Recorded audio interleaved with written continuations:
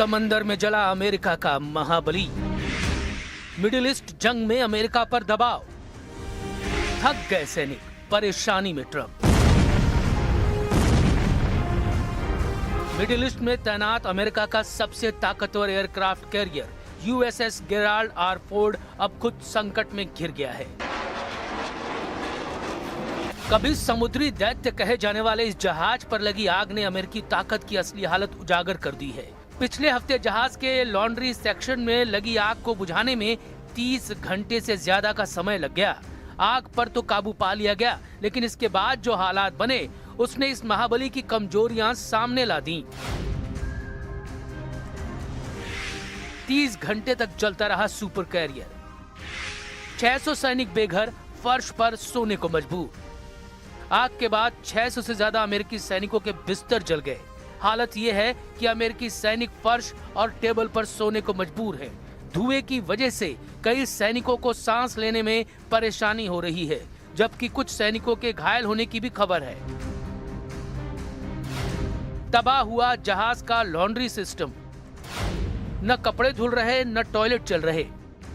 जहाज का laundry system पूरी तरह से जल चुका है, जिसकी वजह से सैनिक अपने कपड़े भी नहीं धो पा रहे हैं। इसके अलावा 650 टॉयलेट वाले इस विशाल जहाज में अब हालात ऐसे हैं कि सैनिकों को टॉयलेट के लिए 45 मिनट तक लाइन में लगना पड़ रहा है। दुनिया का सबसे महंगा एयरक्राफ्ट कैरियर अपनी ही क्रू को बुनियादी सुविधाएं देने में जूझ रहा है। 11 महीने की तैनाती, थक चुका महाबली। क्या इसीलिए ट्रंप मांग रहे हैं दुनिया से मदद?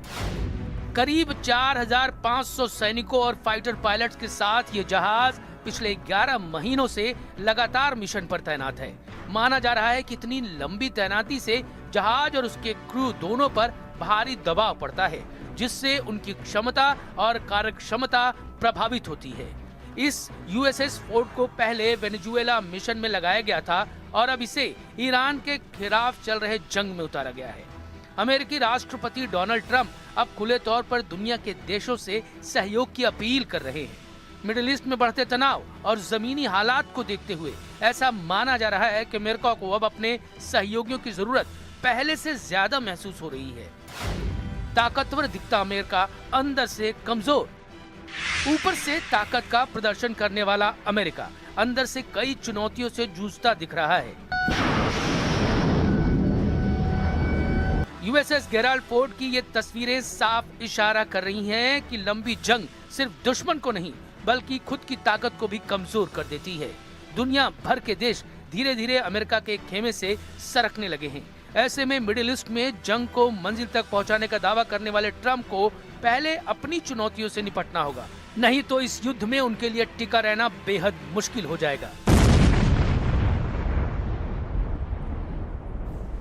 देखिए, ईरान में ट्रंप के मिशन को लेकर बड़े सवाल खड़े हो गए हैं। दावे क्या क्या किए जा रहे हैं, क्या सवाल खड़े हुए, वो हम आपको दिखाते हैं। पहला ये कि ये जो ईरान में सत्ता परिवर्तन ट्रंप चाहते थे वो नहीं हुआ। खामनेई सरकार तो अभी भी मजबूती से खड़ी हुई है। दूसरी बड़ी बात कि ईरान की जो परमाणु क्षमता है उसको खत्म करने का जो लक्ष्य रखा था वो भी पूरा नहीं हो सका है ट्रंप का। अगली बड़ी बात यह है कि किस तरीके से ईरान के जो मिसाइल सेंटर्स है उनको तबाह करने के बावजूद भी ट्रंप जो है चुनौतियां फेस कर रहे हैं। लगातार नई मिसाइलें लेकर आ रहा है ईरान, लगातार इजराइल पर हमले किए जा रहे हैं उनके जरिए। और इसके बाद जो सबसे बड़ी बात है हॉर्मुज़ स्ट्रेट, जिससे ईरान ने दुनिया भर पर दबाव बनाने का प्रयास किया, वो खुलवाने में भी ट्रंप कामयाब नहीं हुए हैं। ट्रंप की लाख कोशिशें रही, लेकिन इसके बावजूद भी हॉर्मुज़ स्ट्रेट पर ईरान अपने फैसले से टस से मस नहीं हुआ और इसी की वजह से पूरी दुनिया पर तेल संकट गिरा गया। इन सबके अलावा ट्रंप का ईरान के तेल संसाधनों पर कब्जा करने का जो सपना था